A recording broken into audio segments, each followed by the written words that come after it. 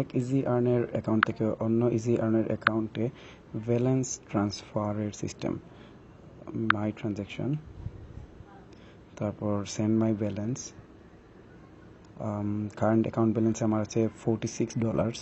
তো যাকে পাঠাবো তার আইডি, ইজি আর্নের আইডি এখানে লিখব। তো তার আইডি হচ্ছে 813261। একটু রিচেক করে নিন, আপনি মিনিমাইজ করে প্রয়োজনে রিচেক করে নিন।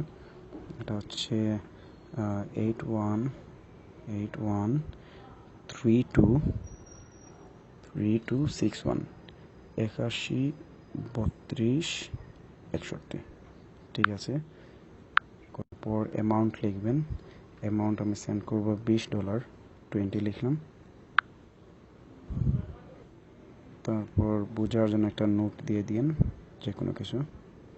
তারপর আপনার পাসওয়ার্ড দিবেন। পাসওয়ার্ড লেখা শেষ। এখন আমি এখানে সব কিছু আবার রিচেক করে নেবেন। কারেন্ট ব্যালেন্স থেকে আপনার 46 আছে, 813261 পাঠাবো। 813261 পাঠাবো। $20 পাঠাবো।